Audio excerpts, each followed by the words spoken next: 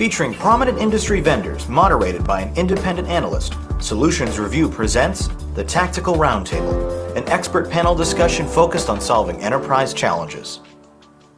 I'm Doug Atkinson here at Solutions Review, and welcome to this Tactical Roundtable on modern cloud data architecture, featuring experts from the leading data cloud provider Snowflake, data management solution Denodo, and to provide a customer perspective, the head of data architecture at Syngenta, a global agriculture science company. We've gathered this panel to break down the strategic challenge of moving to the next level of cloud data architecture. To drive this discussion, we've invited veteran industry analyst Philip Russom as our moderator. Philip is a well-known figure in data management, data warehousing, data integration, and analytics, having worked as an industry analyst for 25 years, producing over 650 research reports, magazine articles, speeches, and webinars. He covered data management for Gartner, TDWI, Forrester Research, Giga Information Group, and his own private analyst practice. Philip, I'm going to turn it over to you now. Thanks for being with us today. Well, thank you, Doug, for the introduction to Tactical Roundtables, but also the introduction to me and today's webinar. So today what I'd like to do is get us started with some of our panelists. So we do have three panelists today, so we'll go in the order of Scott Teal, Paul Moxon, and Jim Mellon. So gentlemen, if you don't mind, starting with you, Scott, just tell us a little bit about yourself, and folks, try to keep it down to 2 minutes or less as you introduce yourself. Go ahead, Scott. Sure thing. Hi, everyone. Thanks for having me on. I'm Scott Teal. I'm on the product marketing team at Snowflake. I'm based in the Seattle area, and my focus area at the company is on what we call our data lake workload. But I'm often talking with customers about all things storage, unstructured data, data lakes, data mesh, anything of that nature. So happy to be here, and it's a pleasure and an honor to talk with these other experts. Thank you, Scott. And let's move on to Paul Moxon. Go ahead, Paul. Okay. Hi, everybody. Thank you for having me on this as well, Philip. My name is Paul Moxon. I'm the Senior Vice President of Data Architectures and Chief Evangelist at Denodo. And with that glorious title, I spend a lot of time talking to Denodo's customers, to other organizations, talking at conferences and things like that about data architecture. And just as Scott mentioned, hot topics are things like data fabrics, data mesh, data lakes, and how the Denodo platform, a data virtualization platform, fits into those types of architectures. Many, many years of experience, lots of gray hair on the temples there to show that, too many years to actually admit to. I'm actually currently coming to join you from Portugal, Lisbon in Portugal, where I'm here for a conference. But look forward to the discussion. I think it'll be a great discussion. Well, thank you, Paul. That's excellent. Good to hear from you, and have a great time in Portugal. So let's move on to Jim Mellon. Tell us about yourself and some of your recent work. Yeah, so hi, Jim Mellon. My current role is Head of Architecture, Technology, and Data Operations. Things just keep getting tacked on as time goes on. I'm located in Research Triangle Park, North Carolina, and I'm also a Syngenta Science and Technology Fellow, so I have a strong science background and education with computer science on top of that. So a little bit about my background. I've been in Syngenta for 35 years, so I've had the opportunity to be in multiple business units and functions across Syngenta, starting in the research area, moving into e-commerce, in crop protection, moving into seeds IT, part of the seeds business, and I'm back in R&D. So my current endeavors are modernizing the seeds application landscape to modern digital applications, but also transforming the data from monolithic design where every application has a database to a platform mesh domain architecture for data platforms. So glad to be here. Thanks. Wow, Jim, that is a lot that you cover there. And you're right, they do keep tagging it on, don't they? So you must be very busy. Well, great introductions from our panelists, and stay tuned, everybody. You'll get to know them even better as we start answering questions and talking about some of the issues. But first, let's get a little more background going around data architectures, and in particular, what data architectures are turning out to be like on cloud. So here's a video from Jonathan Paul. He's with Solutions Review. Thanks, Philip. I'm Jonathan Paula, here to briefly introduce today's topic, cloud data architectures. One of the 4 core domains of enterprise architecture, data architectures are designs that describe the models, policies, rules, and standards that govern data, how it is stored, arranged, integrated, and used in systems and organizations. Cloud data architectures, or CDA, are, as their name suggests, architecture systems whose components are wholly or partially deployed on one or more cloud platforms. Research firm Gartner predicts cloud adoption rates will continue to grow by at least 25% in 2023, making CDA especially important as more users and organizations adopt them as their preferred computing platform.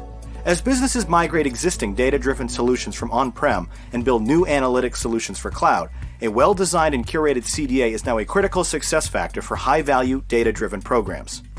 Analytics, data science, self-service data, monitoring operations, and cross-department sharing all stand to benefit from adopting CDA. Unfortunately, many organizations are struggling to unlock the full potential of cloud-based solutions, with a recent PricewaterhouseCoopers study suggesting 53% of companies have yet to realize substantial value from their cloud investments.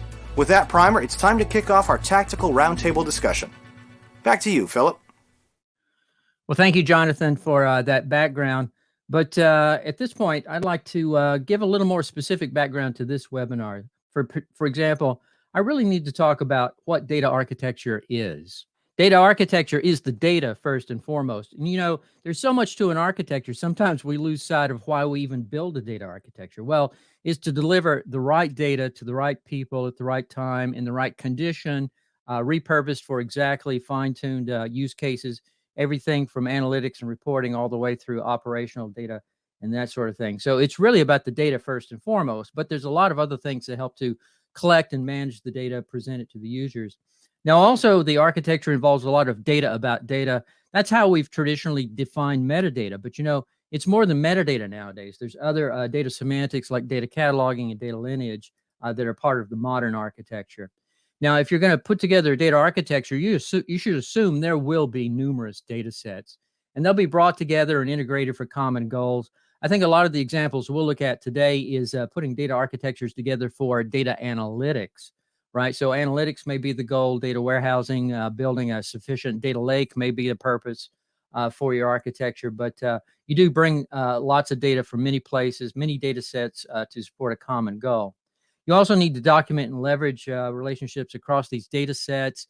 Part of that's done with metadata and other semantics. And don't forget, it's not just about the data that comes into the architecture and goes to rest in storage, you know, persisted to disk, et cetera. It's also about data in motion. And so as you design your data architecture, you should assume there'll probably be some streaming data, real-time data coming out of APIs that you'll have to deal with. So it's both data at rest and in motion. So there's a lot of data movement that has to be enabled by the data architecture to get the data in to the architecture. But data also moves across the architecture as it gets repurposed for the multiple use cases that a single architecture will support. And don't forget, there's a substantial software portfolio. So you'll need software for data platforms, data management tools, data consumption tools, data integration, et cetera. And sometimes people get so wrapped up in their software portfolio, they think that's the architecture. But the software portfolio is very important, but that's only one piece of the architecture. And a true data architecture will unify all the above. And we actually have some discussion points, so we'll have some ideas for you about how you can unify your architecture. So let me draw you a picture. I'd like to share with you a reference architecture for a fairly comprehensive data architecture. The one I have in mind here is for data and analytics, but it could be applied to all kinds of data situations. So, you know, first of all, you have inbound data, outbound data. Data moves between those two, as I described on the previous slide. But today, to make that data movement happen, we see a lot of organizations adapting what's called the data fabric. And so the data fabric itself is multiple layers of architecture. So it has the data semantics layer with traditional metadata, as well as the newer data cataloging and lineage. It's not just data at rest, it's also data in motion. So there's a layer in the fabric for real-time data. And also, you know, I think the backbone of the fabric really is traditional things like ETL and so forth that have been rethought. So data integration, et cetera, have become modern data pipelining. So they all go together in this middle part of an architecture called the data fabric. And I like to start by describing an architecture with the data fabric, because I think the fabric's really what makes things happen. This is what gets the data in. This is what repurposes data for many use cases. But of course, at some point, data does go to storage. And so storage continues to be a big part of any data architecture. But today, especially on cloud, we see the data lake as a very new and very important piece of that. And the data lake is often tightly integrated with the warehouse. And hence, we have this hybrid called the data lake house. It's hard to tell where the lake stops and the warehouse begins, right? So if you talk to your end user consumers, they, of course, are very interested in the data consumption layer of the data architecture, because that's where they use a wide variety of reporting tools, dashboards, and also things like analytics tools, maybe for machine learning, who knows. And that's how they actually get the data and use it through that layer. And then finally, don't forget, I mean, everything needs an underlying compute platform. And so today, the trend is definitely towards cloud service providers. In other words, data architectures are moving to cloud along with everything else. But there's still ample reasons why you would want to have part of your data architecture on premises. And for a lot of people, it's a hybrid. It's a mix of cloud and on-premises infrastructure. And some of you have outsourced the data centers, and there are other possibilities. So at that point, I think that's all the background we need. So let's get back to our panel and start talking about some of these discussion points. For example, Scott, I want to hear from you first. But the topic we're going to talk about here at the moment is what are the drivers for today's renewed interest in getting data architecture right? And, from where I sit, I see a lot of organizations that have made a commitment to cloud. So cloud adoption for all kinds of IT solutions is a big driver. And this includes everything that's for analytics and data management. So cloud adoption in general, a lot of people are migrating systems from that may have been built on premises. They're taking it to the cloud. For a lot of people, they want to rethink architecture in general, whether it's on cloud or not. And the trend there is towards more centralization of data, centralization of teams. And some people want to, kick off a business transformation through going to cloud and so forth. Scott, what are you seeing out there as some of the drivers that's bringing your clients and other people to the cloud? Sure. So I guess I'll preface by saying I don't think that the decision to, or the motive to try to get your data architecture right, I don't think it's necessarily a renewed interest on-prem or cloud, whatever a customer chooses. I think that's something that they're constantly trying to reevaluate and improve, right? Like the business environment's constantly changing, both in their business, just within their walls of their business, and also outside. The technology landscape's constantly changing.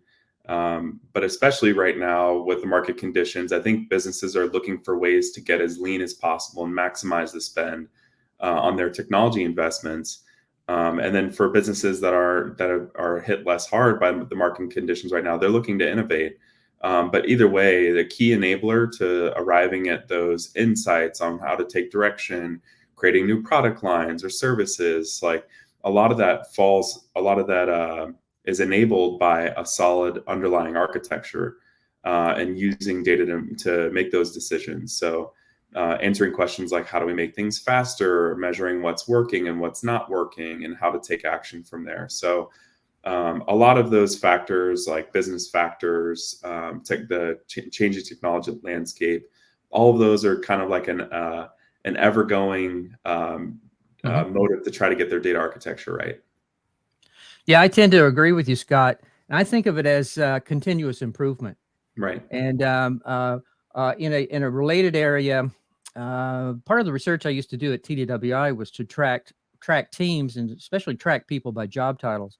So the job title, data architect, data warehouse architect, enterprise data architect, anything with the word architect in it is definitely a growing job title. And it's because organizations do feel that architecture is an important design area, but also an area of continuous improvement, something they want to improve all the time. So thank you, Scott. I think you made a great point. Let's move on to Paul. What kind of drivers are you seeing out there? Very, very similar to what Scott's seeing. A lot of companies want to treat data as a strategic asset. They're realizing it's not just bits and bytes on a disk that costs them a fortune to store it in Teradata or Oracle or something like that. they're looking at something that adds value to the organization, and they talk about becoming data-driven, digital transformation, and things like that. But really, I think it's the realization that they can derive very valuable insights from that data. And with this, they can do things like improving customer engagement. They can optimize their business processes, better interactions with their suppliers for supply chain, for example, even allow them to create new products. And they've seen this work. They've seen disruptors like Amazon, Google, Netflix come along, and they've got this vast store of data that they're actually using to make their company better, sell better products, better target their customers, be more efficient in their operations. And those disruptors are having a big impact on how companies are looking at their data. So I think it's really, people are sitting there saying, our data is valuable. How do we make best use of it? And that's driving the change in the way that they look at and architect their data. Mm-hmm. Yeah, I can't help but agree more. People do want more value out of data. And part of it is to help the organizations become more data-driven. But, really what you really want is to become more analytics-driven, at least in a lot of organizations. So I do see, I agree with you, and I do see those as important drivers. Well, Jim, why don't you finish this up here? What kind of drivers are you seeing that's bringing your organization or others to cloud? Key drivers really that we're looking at moving our company forward and also for our customers. So some of the key drivers around getting the architecture right: data protection. This is an ever-evolving landscape of things like personal identifiable information, protection, both for customers, for employees, intellectual property. Syngenta is a research-based company, so that has to be protected. Financial, HR data. So data protection has to be built right into the architecture in order to be effective. Globally distributed data. We hear about people trying to centralize. We can't centralize all the data physically because of localization, geopolitical policy, things like that. So now we're having to architect that the data can't all sit in the same place. And so what does that mean as far as what gets moved, mirrored, shared, not shared, things like that? Cost of storing data. Cloud is not necessarily a cost play for getting cheaper data storage. It's really about agility and how you can do that, make use of better tiering of data to get it to cheaper storage, things like that. So cost is one. Business outcomes, that is huge. Using data cross-functionally. Historically, it's been siloed within business functions. And how do we build the predictive, prescriptive models for the future? So that affects both analytics and data. And what are those questions for the future we're going to answer? Decision-making based on what's happening real time, but also decisions that we need to analyze patterns of historical data to make the best choices for the future. And one thing I always like to say about architecture is around flexibility and speed. Architecture is built to change, not to last. And I think that's the key, because the one thing we know is going to happen is change. Yeah, good points. I like one of the smaller points you made early on, Jim, where you said trying to save money by some idea that cloud is cheaper. It's not really a driver for you. I have to agree. I've never known anybody to go to cloud because it's cheaper, even though some cloud providers claim it is less money. They do things for what you were talking about, like achieving goals like becoming more prescriptive, using data to get more value out of it, like Paul was describing, continuous improvement, like Scott was describing. So, we'll talk about this later, but I think costs on cloud are comparable to more traditional systems. That's not the real driver. Being able to do new practices and new architectures, I think those are the real drivers. Well, thank you, guys. Well, let's move on. Let's move on to a different topic here.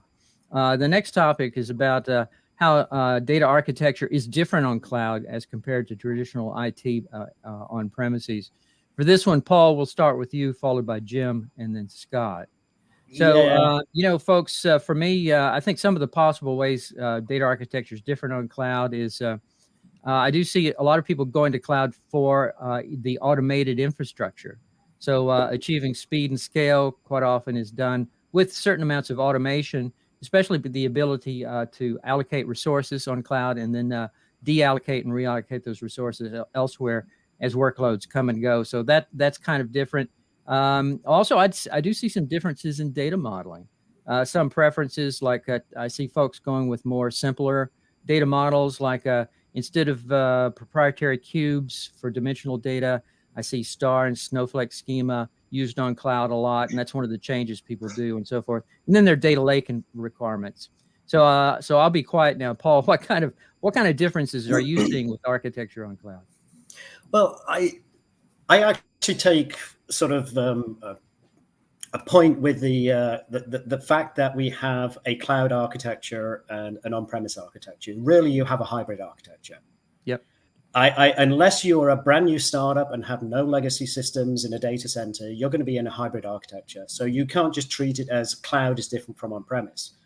It has many different aspects to it, and you talked about flexibility, elasticity, agility, etc. And they do play into the architecture when you go up to the cloud and when you build data lakes, and you've got a very dynamic data warehouse up there where you're separating storage from compute, etc. But you have to treat it as one unified architecture. Otherwise, you're just creating yet more data silos. So, my point is that you can't say cloud architecture, on-premise architecture. You have a hybrid data architecture. And now you've got the problem that like Jim said before, you have distributed data. You might want to migrate from your legacy Oracle data warehouse up to Snowflake, but it's not going to happen overnight. One of our customers, one of big banks in South Africa, said it would take 5 years to migrate from their legacy Oracle data warehouses up to a data lake in the cloud. 5 years, and you've got to keep the business running as you're migrating the data sets across. So that becomes a different challenge. So it's actually a much more complex architecture. It's got huge benefits in the cloud. And I agree with you that cost saving is not the motivation for moving to the cloud. Mm-hmm. But you can't just treat them as two different separate entities. You've got to treat it as one whole entity, legacy systems, brand new modern systems, and how do you combine them together? That's the challenge, I think. Yeah, I think you're making good points. I've seen survey data showing that hybrid is actually the rule. That is, it's rare for a lot of modern organizations. It's rarely 100% on premises or 100% on cloud. It's hybrid, and the hybrid gets more complex as we move into multi-cloud, which a lot of I didn't even go there. Yeah. Well, thank you. Good points, Paul. Let's move on to Jim. What are your thoughts on this area? Yeah, and I will concur. So we do maintain on-premise petascale sequence data for our genomic research. However, eventually that data needs to be combined with other data for decision-making and analytics, but not all of it. So we will still continue to process large amounts of data on-premise. However, ultimately the cloud is where the analytics tend to happen. So I guess one thing I will say is if you just replicate your on-premise to cloud, you're not really getting any benefit.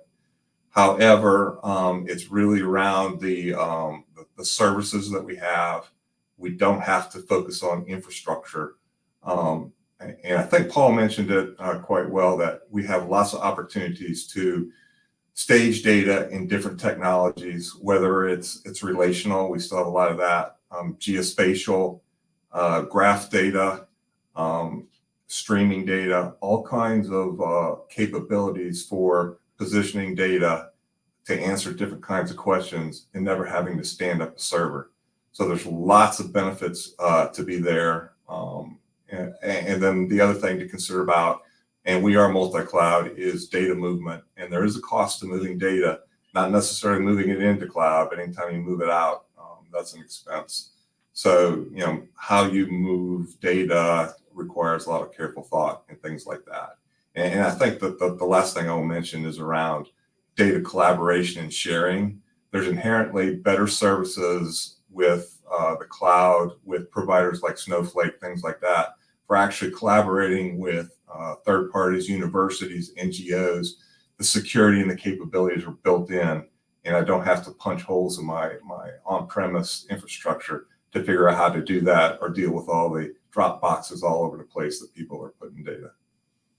Wow, as you made so many excellent points there. One point you made early on is just moving your data to cloud has some value to it, but really there should be probably more work to it as well. So let me pose a question to you quickly, Jim. So because you have experience actually migrating some things to cloud, as well as building greenfield things on cloud as well. So as you migrate to cloud, do you feel like you needed to re-engineer or re-architect as you move to cloud to get full value? So it's a combination, right? So there's some things that could be a lift and shift, but what we really try to emphasize is modernize for cloud, strategic platforms Yeah. that are going to be here for, and not even for a long time, for years. Let's modernize them, make the benefits of lower infrastructure costs, agility, things like that. Some things, are going to die in a year. A lot of research applications only have a 6-month lifespan. Leave those alone. But I've seen the mistake, and I've made it before, not because it was my choice, is we'll modernize it later. And generally that's it doesn't happen. It just will never get the priority, and you'll never get the cloud benefits. Yeah, just to add to what Jim said, I mean, if I'm migrating from my legacy Teradata data warehouse up to Snowflake or something like that, I might have had that data warehouse for 10 years. That means its data model was built 10 years ago, and I've been glomming on additions to it since then. So I want to take the chance to modernize that architecture. And we do a cloud survey every year, and the vast majority of people who are doing migrations to the cloud are doing some re-architecting, modernizing the architecture, not just the platform and the infrastructure, but modernizing the actual data models as they do so, because just moving from Teradata to Snowflake is disruptive. So you might as well take that opportunity to do the disruption of modernization as well, rather than do the migration and then in 2 years do a re-architect and be equally disruptive in 2 years' time. So, I think that people are taking this as an opportunity to try and modernize what they're doing, not just moving to a modern data warehouse, modernizing the data model and the way they use that data. Yeah, more good points, but we need to get Scott in here. So Scott, what do you think about all this? What differences are you seeing? And what do you think about the other comments made? Nothing that significantly deviates from what the other two have said. I mean, I feel like when you think of cloud, when most people think of cloud, I think the first thing that comes to mind for people is the elasticity. So whatever the service is, more than likely, if we're talking analytics, it's some combination of storage or compute.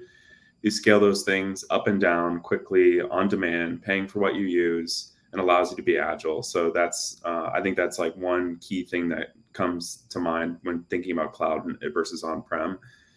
The other is what Jim started to talk about. So I mentioned elasticity, but it's like connectivity. So in our architecture discussions, like most often you're so focused on just trying to get your data architecture right to allow stakeholders in your organization to use data in a collaborative way, right? But then the problem becomes, well, what about collaborating with other businesses or other organizations, and what cloud are they running on? And so the connectivity, not just in the sense of within your organization, but even like across organizations, and doing that securely, and almost like abstracting away whatever cloud platform they're running on or whatever storage pattern they're using.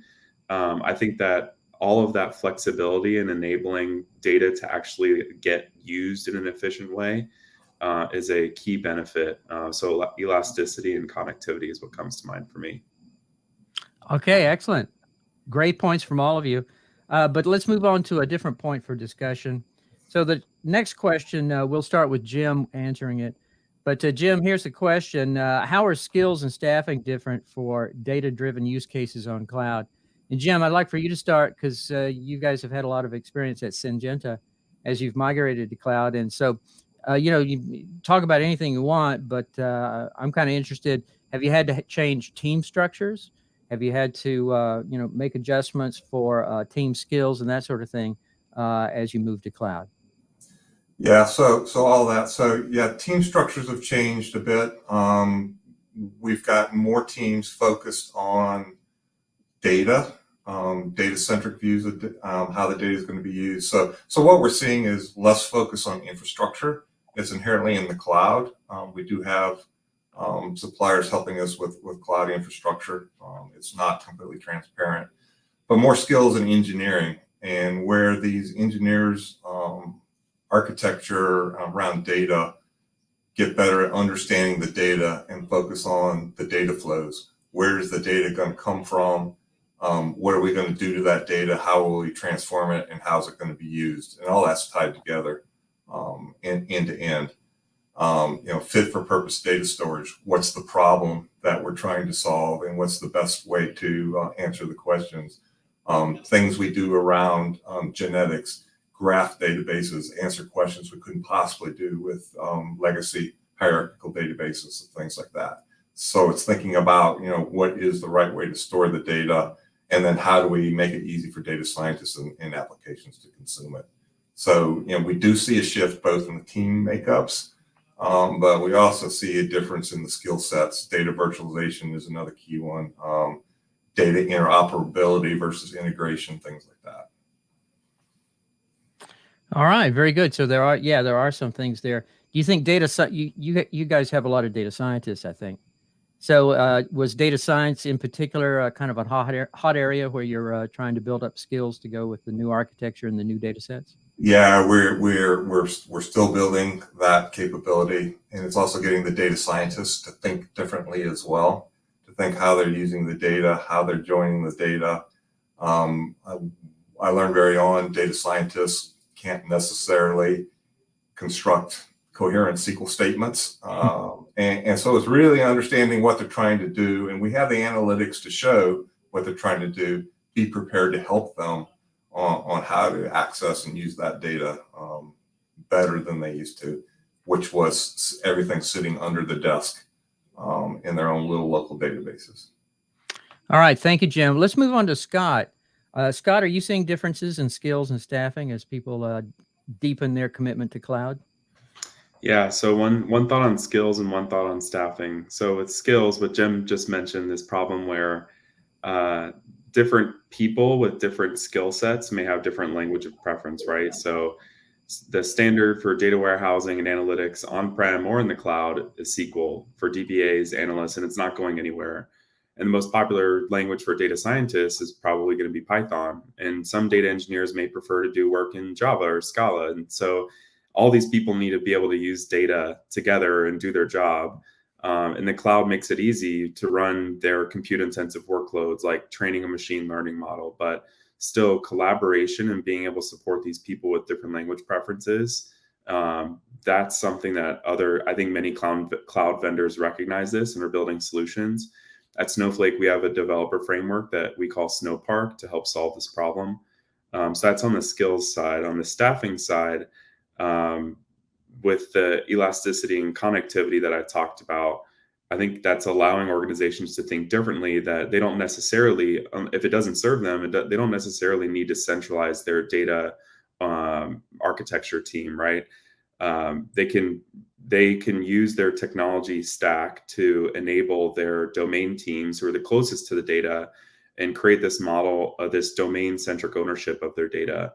And so within the organization, they can strike the balance depending on what their staffing and their skill set looks like, but they can strike the balance between domain teams operating autonomously and owning their data and collaborating, but also abiding by organizational standards. Yeah, you mentioned the domain teams. I think these are often associated with the so-called data mesh. And of course, data mesh has been a hot topic, and data mesh can be a variety of things to different people. But I think in general, data mesh is a kind of team structure issue. And are we going to have more centralized teams? Or are we going to have more domain-specific teams that are closely aligned to the domains represented by certain business units or departments? So it's a big question people have to think about as they work on the data architectures, because what you need in the data architecture for the domain teams is a little different from what you need for centralized. But I do see organizations having both, actually. It's funny how so many things end up being a hybrid anyway, right? So it's great that Snowflake's addressing many different approaches to the team structure. So Paul, I don't think we've heard from you yet on staffing and skills. I think as people move to the cloud and they build out their new hybrid architectures, it's sort of a blessing and a curse. Jim alluded to the fact that you move into the cloud, you can now store data in all sorts of different formats. It can be geospatial data, it can be JSON format data, document-based data. You can build your data lakes. And the simplicity of actually adopting these new technologies, I can easily spin up a MongoDB database, Cosmos DB database, whatever you want to call it. I can spin up Snowflake very, very easily on the cloud. But then I need the expertise to actually manage that data. That's the hard part. You're opening the Pandora's box in some ways. And there are all these fantastic services available in the cloud. It's very easy to make your systems overly complex because people are at the buffet and they're just grabbing everything they can. On the other hand, we've got the service providers themselves are actually managing the infrastructure.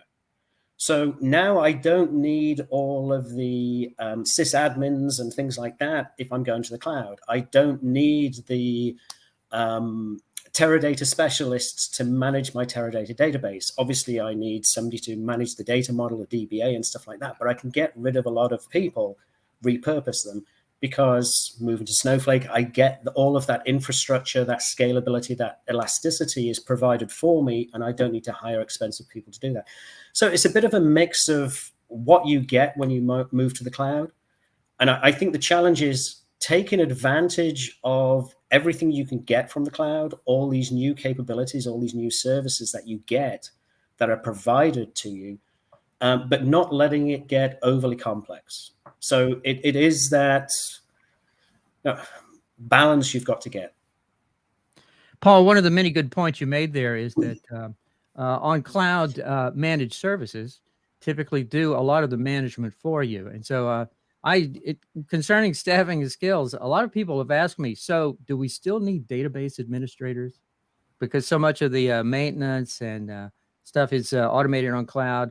With the elastic automation, where resources are provisioned by the system, do we really need a DBA to look at that? And I think the short answer is, yeah, you still need DBAs because they do more than maintenance and performance tweaking and so forth. So I think even in these cloud environments, we need DBAs. And then also something we haven't touched on, but Scott, you mentioned this. Scott, you mentioned that one of the benefits of cloud is the ability from a financial viewpoint to pay for what you use, right? A lot of people overbuild and then pay for some service level that they very rarely use, right? That's not an issue with cloud, but you do need DBAs or somebody to do financial governance, to look at, how is costing worked out on the cloud platform, and are we managing the cost appropriately? And then for certain workloads, which do incur the greatest cost, and you should have that information.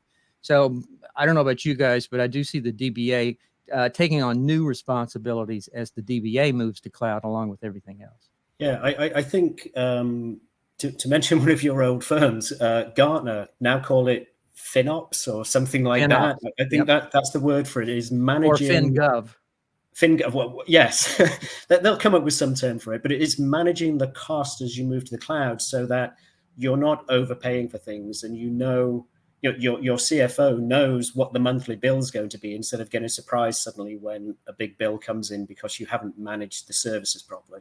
Exactly. Well, listen, folks, let's move on to another topic. And Scott, I want to hear from you first, because the topic centers on the data warehouse. So that's the original workload for Snowflake, right? So the question is, how is data warehousing different on cloud, or is it different? It's funny. In my take is a lot of things are the same. We're still building data sets for reporting, analytics, and so forth. But a few things are different. So Scott, I'll just leave it open to you. How do you think the modern cloud data warehouse? How do you think it's got some differences or commonalities with the more traditional data warehouse traditions that have been going on for, oh my gosh, about 30 years now? Yeah, so there's a couple trends that we've already talked about here with cloud. So decoupling of resources, the massive scale you can operate. And with a lot of data warehouses, I think this is clearly changing over the past few years. But there was a lot left to be desired in terms of like the variety of storage or file formats or data formats and structures, and sometimes still cost would get in the way because of the storage and compute resources are still coupled. And that gave rise to this whole wave of the popularity of a data lake pattern. But then with data lakes, there was still a lot left to be desired in all the things that you normally get out of a data warehouse, like the high performance analytics, the asset transactions, governance, time travel, schema evolution, all that good stuff. And I think what's been interesting is that there's been this convergence where we want to find the best of both. I think a good example of this convergence is a technology that came out of Netflix, a very popular open source project called Apache Iceberg. And it helps ensure that analytics are reliable and performant on a data lake. But that's just one example to the original question of how are data warehouses different in the cloud. I think what you're seeing is that they're with the cloud is enabling to the satisfaction of a need for massive scale, but also like transactional guarantees, high performance, trust. So I guess that's how I see how data warehouses have evolved as the popularity of cloud has increased over the years. Okay, good points. I've talked to a lot of your clients, Snowflake users. And for a lot of them, one of the things they like about Snowflake for the data warehouse workload, there are other workloads available from Snowflake. But at any rate, for data warehousing, people go, it seems like a familiar environment, but better than what we've been doing on premises. So we still want to do certain things. We still want to build a dimensional warehouse because that's what a lot of the use cases demand. We still have to build a platform that's going to provision data to reports, because a lot of our funding comes from financial department and other people who live and die by their reports. But we also have to extend the warehouse to satisfy the needs of new constituencies. Like there are lots of new data scientists, data analysts, and so forth, and they need data managed a particular way for their more advanced forms of analytics. So for a lot of what I said, we're still doing things from a practice viewpoint. The same way we've been doing it. It's just we're now doing it on cloud, and we're leveraging the elasticity, the automation of maintenance and so forth on the cloud. But we're also having to stretch the warehouse to embrace a number of new use cases and whole new user constituencies. So that's just my 2 cents worth on that one. But thank you, Scott. Paul, do you have any quick? We're going to have to shorten some of our responses. Paul, do you have any quick responses on how is a warehouse different on cloud or not? Well, it is. I mean, Scott mentioned a lot of the things, and you actually said in many ways it's very, very familiar, very similar to what we have on premise, but it has that dynamic elastic scalability by separating out the compute from the storage. Mm-hmm. I think one of the keys for the data warehouse on the cloud is its easy adoption as well. Getting board to Snowflake is very easy to do very quickly, and that has made it the most popular cloud warehouse. You can very easily get people onboarded. It's going to make things a lot better. All right, very good. Jim, can you finish us up with this one? How is the warehouse different on cloud or not? To me, the warehouse is just a subset of our data in our cloud data ecosystem. And we still have a need for some conform type data for highly performant data sets to drive decision making. However, there's still a huge need for data that's not conformed. So from a data science, from a data exploration point of view, scientists want to see all the data, whether it conforms or not, warts and all, because that data can have value too.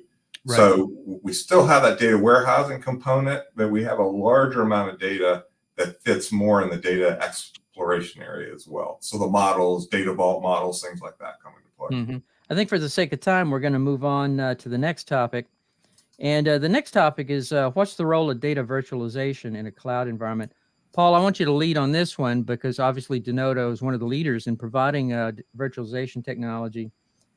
Jim, you mentioned data virtualization as being something that that you guys have stepped up at Syngenta. So go ahead, Paul. I personally think data virtualization can fulfill many roles in the modern architecture, but is there a place you want to start when you talk to people about these roles? Yeah, usually I start off by talking about the fact that most organizations have a hybrid or even a hybrid multi-cloud environment, like you mentioned before, Philip.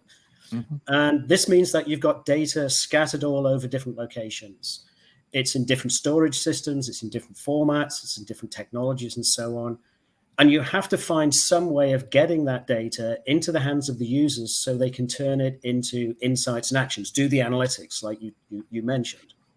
And this is where data virtualization plays its key role, providing a data access layer, an abstraction layer, so that users have one place to go and get their data, and they can use the tools that they want to use. This goes back to what Scott mentioned about people having preferences, whether it's using Python, whether it's using Power BI, whether it's using Excel spreadsheets. So the data access layer allows the users to search for, browse, and find the data, understand the data that's available, and it hides all of that complexity of the data infrastructure, simplifies their job of deriving those insights from the data.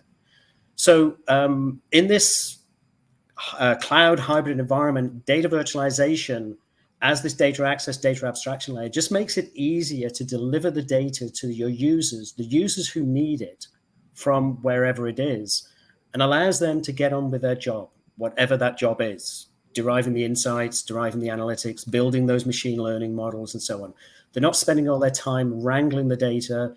It's there available for them. Mm-hmm. Yeah, that's good. I agree. As an abstraction layer, data virtualization is very powerful, isn't it? But I think a lot of times, and I've seen a lot of users implementations. I've reviewed a lot of user implementations that involve virtualization, whether it's with your product or something else. And at the end of the day, it's the kind of modeling you do in the abstraction layer, right? We think of the virtualization as kind of some of the plumbing that happens under the abstraction layer. But also, from the user viewpoint, they're looking down on that abstraction layer. And so I think a lot of the skills, I think one of the things people forget is you need really good skills in data modeling, business modeling. You have to understand that modeling things in a virtual way is just different from modeling stuff that's just purely at rest in storage. Oh, And so, absolutely. do you have any ideas about that, the importance of modeling in a virtualization environment? Absolutely. It's not just connectivity down to the underlying data sources. It's how you combine and model that data into data entities that are meaningful to your users. So you do some of the modeling in the data virtualization layer itself. You're right. Some of our customers like JP Morgan describe it as their semantic layer. It's where they unify the meaning from their systems of record, from their data lake, from their data warehouse into a semantic layer, which is virtual. And that's what they use then to feed into their users. So they all have this same view and understanding of the data, instead of people going and finding and deciding what format of the data should they should use themselves. Yeah, and you mentioned the semantic layer, and the semantic layer itself has sort of come into the forefront in conversations in the last couple of years. There's even a conference for it and that sort of thing. And if you notice in my reference architecture I presented earlier, I include a layer specifically for the data semantics layer. Metadata has always been important. It's more important than ever to just document data as it goes into these big architectures, to be able to find it in the immenseness of cloud storage and get the data back out.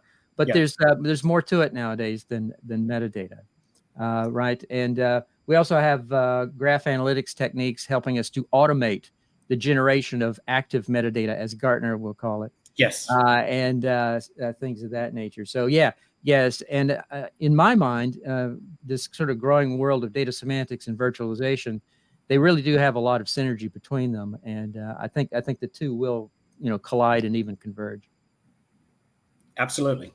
Great. Well, thank you, Paul. Let's move on to Jim. Now, Jim, you mentioned data virtualization earlier. Do you have any thoughts about how it helps Syngenta?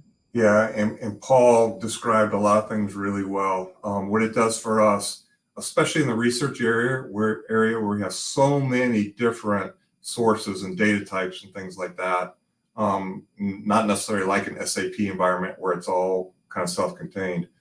It creates a virtual data lake and a data access layer where we can classify the data, we can catalog the data, we can maintain the lineage of where the data came from and what was done to it, and manage the access to that data. So for the data scientists and analytic applications, what we've done is created a single source of data, multiple versions of the truth. So we have all that base data, but we can also create those virtual views and different views depending on how that data is going to be used. So that becomes really important. And for the data scientists, it looks like one great big database. They don't have to know not only what technology is underlying it, but where it is. And I think that's important. But the biggest thing for us, because we're on a data journey, is it enables rapid change. So creating that virtual layer over the data, I can change out data models, I can change technologies underneath, and it doesn't necessarily affect the consumers or the applications of that data. And one example is we completely swapped out our data warehousing technology earlier this year from a cloud native warehousing technology to Snowflake. We did it in 4 weeks, and the consumers and applications didn't even know we did it. We let it on to a few people for testing, but it enables us to move different layers of our data platforms at different speeds, which is really important. That's great, Jim. That's quite a list of really useful use cases. Thank you for sharing that. One thing you mentioned early on in these use cases was the, I think you called it the virtual data lake. Yeah. And when I was at Gartner, I did literally hundreds of inquiry calls with Gartner clients dealing with various data lake issues. And one issue is, how do we get real value out of the lake? We've brought a lot of data to it. Some of our users seem stymied by the immenseness of it. Maybe we didn't document the data that well, getting it into the lake. So I did see a lot of clients turning to virtualization techniques and other, and also sort of different approaches to semantics to get more value out of the lake. So it sounds to me like virtualization just helps you get more value out and more usage out of the lake. Is that accurate? That's correct. We've gone from 4 or 5 users to hundreds, Wow. literally in a year's time. So the rate of change and adoption is really, really going fast. Excellent, excellent. Hey, Scott, we haven't heard from you on this one recently. What do you think the role of data virtualization is in a cloud data architecture, or in any context you like? Yeah, I will say for myself, it's really inspiring to hear Jim's success using virtualization. I think that's awesome to scale data to all those people.